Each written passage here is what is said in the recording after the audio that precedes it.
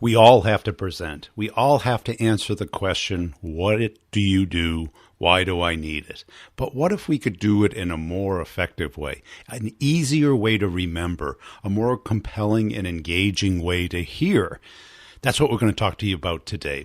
I've got the Pitch Whisperer on, and what we're going to talk about is how to communicate what you do, how you're different, and why to go with you versus all the other alternatives, and why do it now. I think you're really going to enjoy this episode. This is kind of part of a series that I'm doing on better ways of communicating, getting out of the inner mindset into the outer mindset, and connecting up with our clients and communicate in the way that they want to. Now, you're going to listen to this episode and you're going to hear the word story a lot. Now, people get overwhelmed when they hear story. They don't know what it means. They think it's some structured thing that they have to change the way they communicate. No, we tell stories all the time.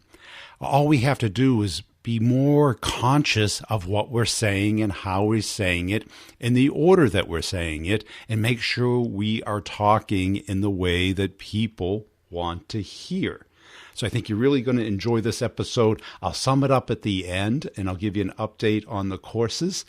But before we get into it, make sure you're checking out Pipe Drive. Pipe Drive with the Brutal Truth coupon code gets you 60 days free access. Also, Co-Video. Co-Video is the way to connect with people today. Video emails are crushing it. People just love to see it. And once you get used to doing it, it's no big deal. Trust me, I do videos every day, probably several times a day, and it's changed my business. So go to covideo.com and tell them that Brian sent you from The Brutal Truth. Here we go with John. Hey, John, thanks for joining us today as a way of getting started. Tell us a little bit about yourself. Thanks, Brian. Well, I'm known as the Pitch Whisperer, and I am a keynote speaker to sales teams. And the old way of selling just isn't working anymore, about pushing out a bunch of information and hoping it sticks. Instead, when you tell stories, you become magnetic. Instead of pushing, you pull people in. And that's what I love helping people do. And when you do come to that realization about what works and what doesn't work, was there an epiphany recently, or? Well, I discovered it along my whole career. I learned the value of storytelling when I worked at an ad agency where we had to turn a movie into a 30-second commercial. And you have to really distill a story down to get people intrigued enough to want to go watch the movie. So that's when I first learned the value of telling a really concise story that makes people intrigued enough to pull them in. And advertising certainly can do that. And then when I sold advertising for Condé Nast, which is everything from GQ to Vanity Fair to W to Vogue, I would be in sales calls myself, calling on Lexus or Guess Jeans to get them to advertise. And I noticed that if I just did what every other salesperson did, which was gave out a lot of facts and figures about how many readers and all that stuff, they went glazed over. But if I told a story of a reader that was their ideal target and why that reader was interacting with our magazine and how they could interact with them, then they were much more interested in listening and would remember what I had to say, because so many people are part of pitch fest is what I call them, where whether you're an architect or you're an executive recruiter and you have a client that says, okay, I'm going to bring in the top 3 vendors and everybody gets an hour to pitch and everyone's scrambling to try and get last place so you're more memorable. And I realized that if you tell a story about somebody you helped, then it doesn't matter what order you present in, because your story is what makes you memorable, not the order in which you present. And do you see salespeople just falling into this trap? And I think customers even push us into that trap of who you are, what you do, how you're different, and how much it costs. Yeah, sometimes they want to lead with how much does it cost. Yeah, and they don't even know what it is. Right. It's, everyone's so pressed for time that they think, if I just get the information I need, I can make a good decision. And the irony is people make decisions emotionally and then back it up with logic. And the good news about storytelling is it's an emotional connection, and you take people on a journey of transformation, and then you're not in the commodity information business anymore. And is there a particular type of industry or pitch that you feel that you are most qualified for? Well, I actually do specialize in about four different niches. Technology, I used to sell multi-million dollar mainframe computers, so I can really help tech companies, and I've given many talks to brands like Honeywell, et cetera, on turning the tech talk into stories. Healthcare is also another area where I'm speaking to Anthem Insurance or Blue Cross about how to take all this technology and turn it into stories about people's lives that they're actually saving. And anything to do with design, whether it's an architect or graphic design or fashion, anything in that world. And automotive also falls under design, in my opinion, if you tell the story right. And, I'm going to speak to executive recruiters at their sales meeting. So it's any company that has to tell a story to create value so that they're not just selling widgets. And where do you begin? Do you find the problem that they solve? Do you start where the client is? What's your structure? My structure is 3 steps. First, you sell yourself. Then you sell the company and what it stands for. And then you start selling the product or service through stories. Most people forget the first 2 steps and jump right into the product features. So, example, working with an architecture firm, I said, if you get up there and just say, hi, my name is Bob or Sue or whatever, and this is why I'm doing this, it's not very interesting. But if you tell me a story of origin, of how did you get into being an architect, why are you so passionate about it? I played with Legos when I was 11 years old, and that's what started me on this journey. And now I have a son that's 11, and I still play with Legos, and I bring this passion to your project. Well, that's very different than just, here's what I do, and here's where I went to school.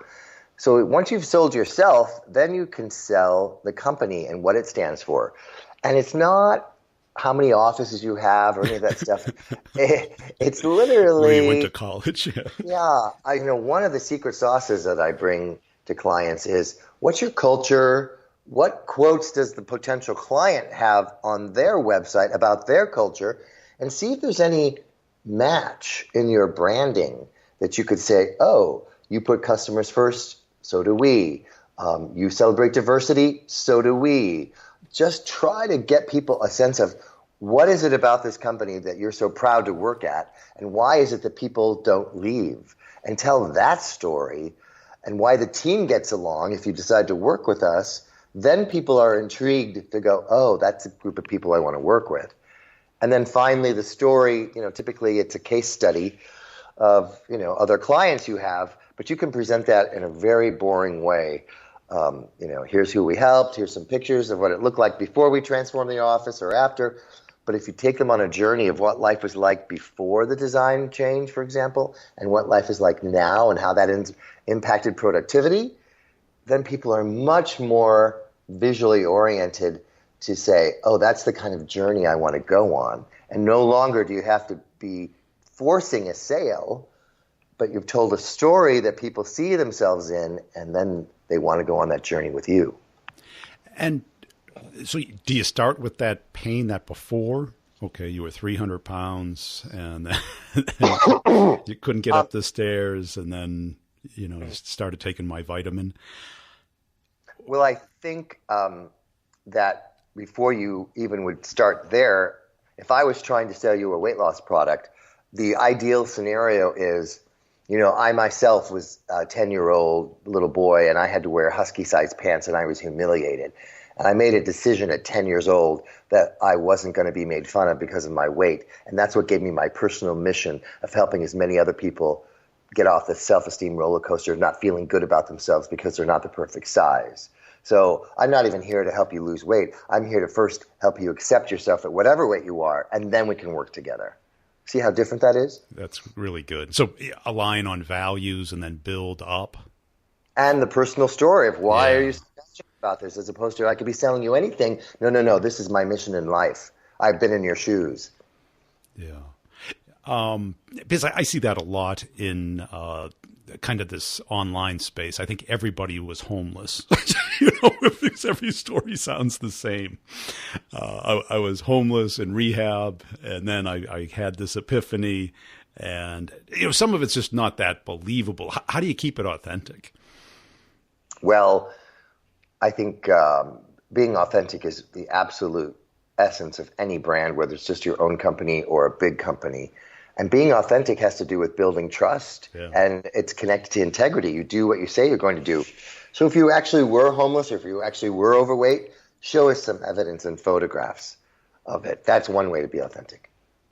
And you could also say, somebody in your life yes. had that particular problem and how it affected everybody in the family, and including that person.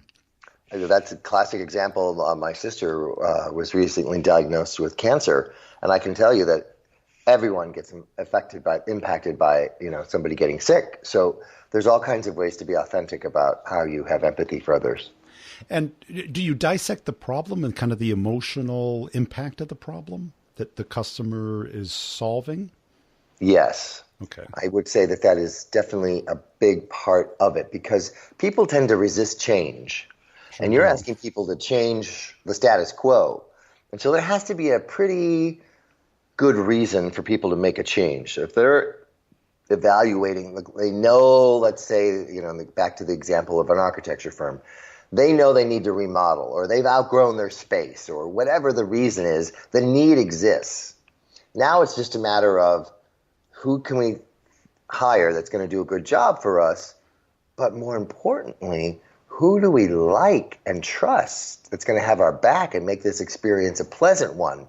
That's what people overlook, is the soft skills of empathy and confidence and storytelling and emotional connection to, do I trust you? Do I like you? And will this be fun working with you, or is this going to be a nightmare?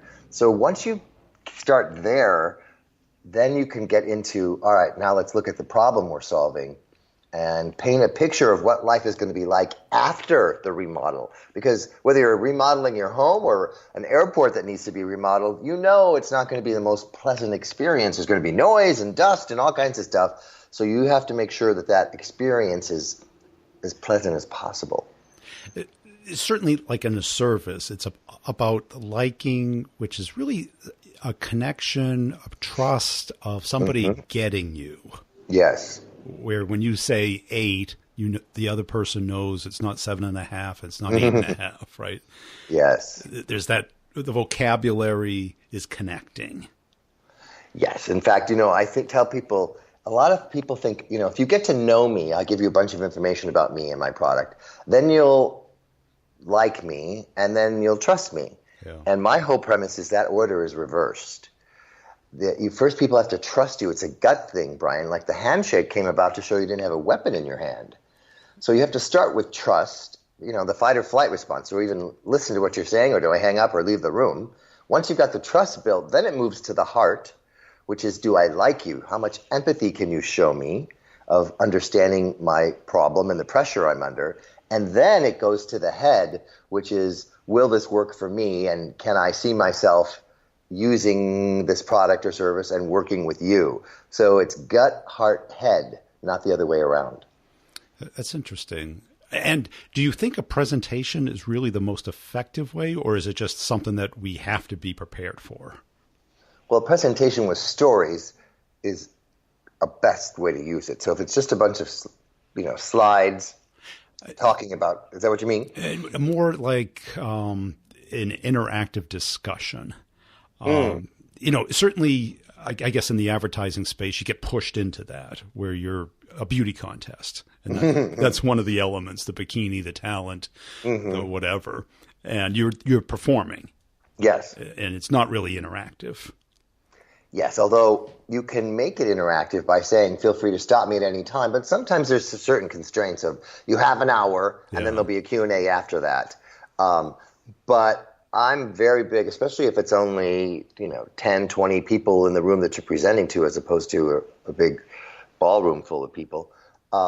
Look at facial reactions. If people seem confused, don't be afraid to say, did that make sense, or did I lose you there? Or let people give you feedback non-verbally and respond to that in the moment. And how much is the right amount of time where it's enough? Certainly, like in the B2B space, I get the advertisement, you get a 30, 60-second window. But Yes. in B2B, they might give you half hour, an hour, but how do you really leverage that time in the most effective way? Well, I reverse engineer everything. Yeah. And so I say, whether you have an hour or 30 minutes or 11 minutes to give a TEDx talk like I just had to do recently, what is it you want the audience to think? What do you want them to feel? And what do you want them to do at the end of your talk or your presentation? And when you answer those three questions, you have your closing. And so then you're like, all right, so I'm going to close with that. I want them to feel motivated to hire us. I want them to think that we're the best, even if we're the most expensive. And I want them to take the next steps. All right. So then I go to my opening. What am I going to say besides the cliche, thank you for this opportunity, I'm excited to be here, which I can't tell you how many people open a talk or a sales pitch with that. Yeah. And I'll say, nobody cares that you're excited to be here. It's not about you. Right.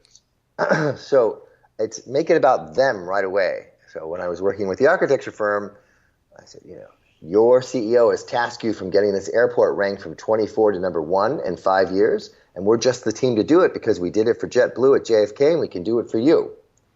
Boom. Now they're leaning in. You've made it about them and not about you being excited to be here. It's that outward mindset, thinking like your client, that empathy, that listening, the curiosity about what they care about. Yes. And that requires some effort and thought, not just winging it. Sure does, yeah. Not just turning what you want, think, and like into... And giving the same pitch over and over again, yes. Yeah, people can tell. If you're bored presenting it, you can be sure the audience is bored listening to it. So you work backwards from those three things, and then what's the next step? Well, then you go to after you have the closing and you have the great opening, then you go to the meat. What are the 3 points of my presentation and my sales pitch that's going to get them to think, feel, and do what I want them to do? And so people go, all right, well, we're going to talk about example of what we do. So what's that story going to be of someone we helped that was just like this potential client so they could see themselves in the story? And you start crafting your presentation and your sales pitch through the lens of the audience of, okay, if we're talking to an airport, let's bring up a story, obviously, of another airport we helped. But make sure you tell a story about some challenges that client had. And guess what? You're not the hero in the story. The client is. You're the Sherpa or Yoda at Star Wars. You're helping them overcome the challenges. And if they can see themselves in that story with you as the necessity person to get them through all the roadblocks, then they want to work with you. And what's the difference in your mind between what you want them to think versus what you want them to feel? Well, one's a head intellectual and one's a heart. A logic versus emotion. And remember, people buy emotionally first and then back it up with logic. So give them, like if you're buying in a sports car, I can assure you the first thing when you walk into, let's say, buy a Lamborghini or Ferrari or something, they don't say, this car gets X number of miles per gallon. It's so easy to maintain. Yeah. It's more about you're going to feel sexy. This is going to be fun to drive. You're going to make a statement. How are you going to feel in this car? Yeah. And then let's think about why that makes sense for whatever your career is or what statement you're trying to make. So, and on the emotion side, can you give us an example? Are you avoid pain or attract to pleasure? What's your feeling on those two? I mean, it's somewhere in between there, right? Yes. It depends on what you're doing. If you're running an ad, they've done research that shows that if you say, here's 3 mistakes to avoid when you go on a sales call versus here's 3 things to do when you go on a sales call, more people will click on 3 mistakes to avoid. Yeah.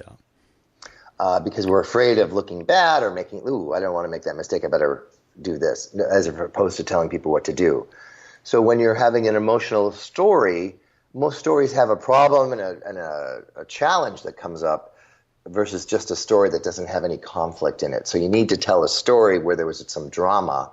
For example, with the architecture firm, I was pulling out the story of don't just tell me how you ripped up all the floors and renovated this space where the stores are. I need a little more than that. That's not really a story that's interesting. And so we painted the picture that, okay, we had 12 hours from 9 p.m. to 9 a.m. to tear up all these floors. We're around all these retails. And we had our entire team and vendors on call for those 12 hours in the middle of the night in case something went wrong. And wouldn't you know it, at 2 a.m., there was a cable that blew. But we had our electrician ready to go, and they were there in 10 minutes, and they fixed the problem. And at 8:59 a.m., the last tile went down, closing the floor, and the stores could all open at 9 a.m. and not lose any revenue. So what I heard is you had a lot of suspense, a Yes. lot of focus on their needs, that you had their back, Exactly. and that there was complete ownership of the result that you had promised. Yes. And people go, ooh, that's the kind of commitment and care that I want to have on whoever I hire. And it's very different than just saying, we care and we have everybody on call. And you're still going, okay, how does that relate? How does that help me? What does that mean to me? Mm-hmm. Right, because the boss is thinking, well, I'm home asleep. I want to go Yeah. to work next day with a new office or a new store. Mm-hmm. I don't want to clean up and have a bunch of people pointing fingers. Exactly. It's the plumber, it's the architect, it's the contractor. Yep. And so you're painting a picture of yourself as someone who's so competent and has done this so many times that you can anticipate a problem before it even occurs and have the solution there ready to go, as opposed to just being reactive. And that's how you present yourself through storytelling as an expert. And what's the difference between storytelling and just being a good conversationalist?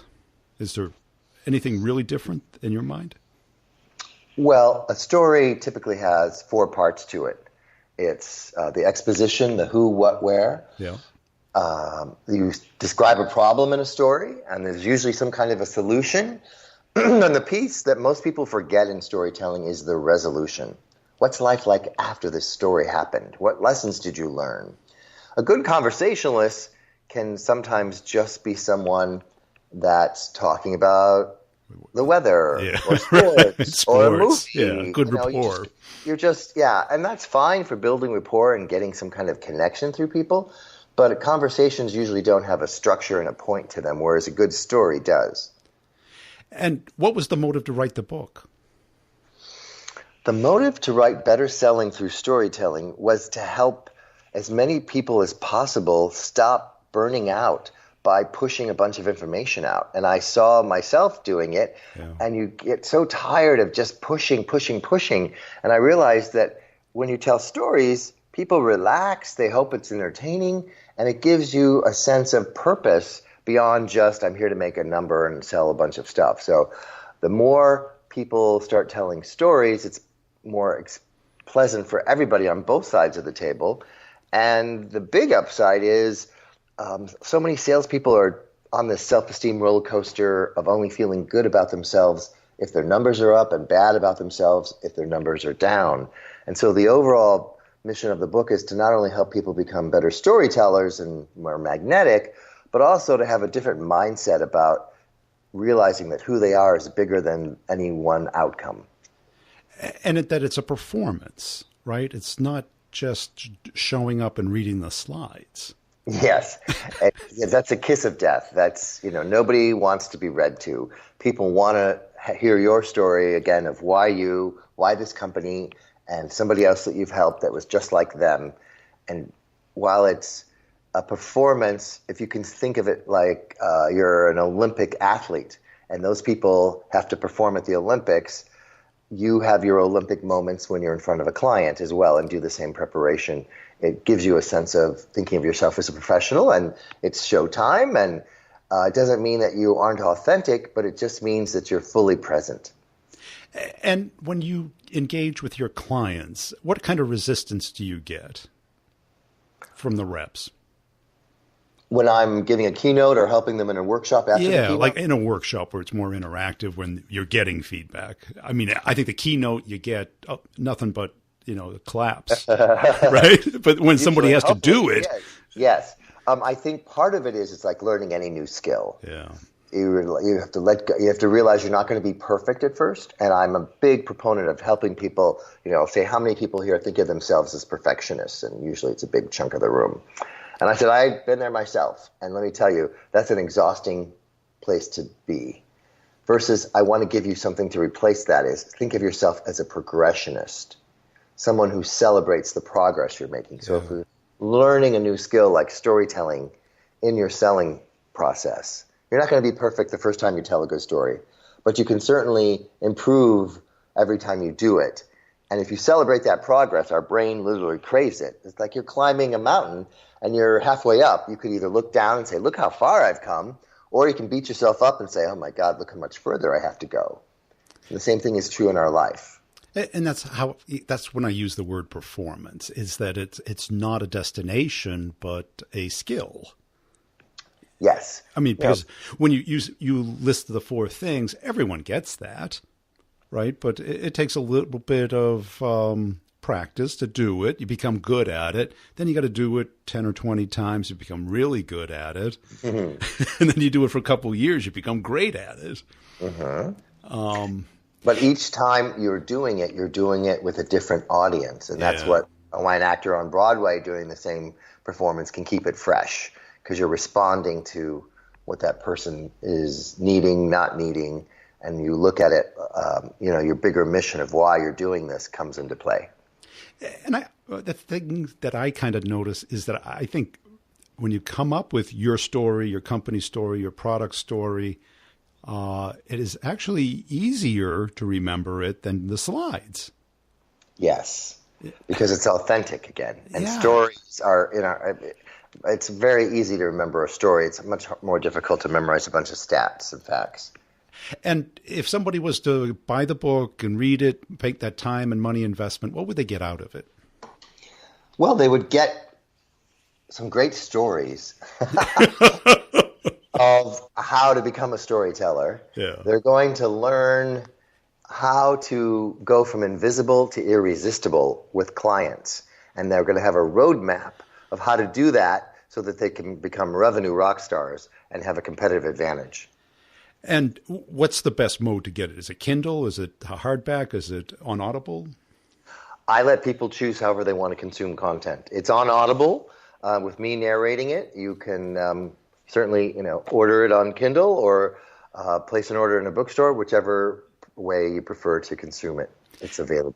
And how much time would you say, spend 10, 20 minutes a day, a week to get good at this? Or to get good at storytelling, I would say practice with people you work with, practice with your friends, so that when you're in front of an audience or a potential client, you have worked out the kinks. And one of my favorite quotes is from a famous tennis pro, Arthur Ashe. The key to success is confidence, and the key to confidence is preparation. Yeah.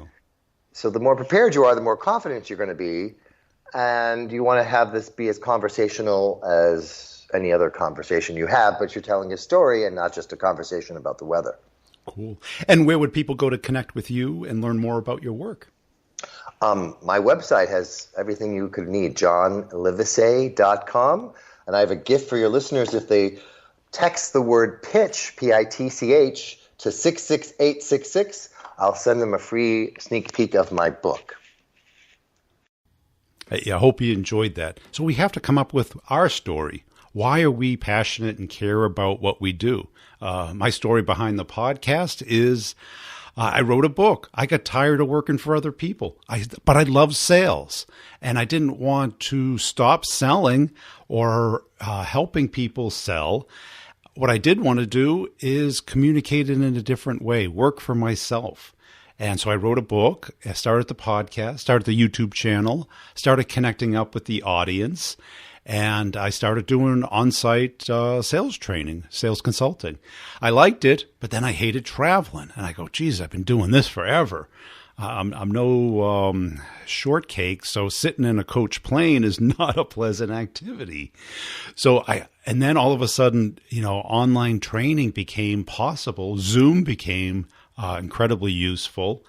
And being able to sit down with reps and talk about their deals and help them prevent the bad things from happening, assure the good things are happening, know what is happening, what you got yourself into, share what I had learned over 25, 30 years of doing it.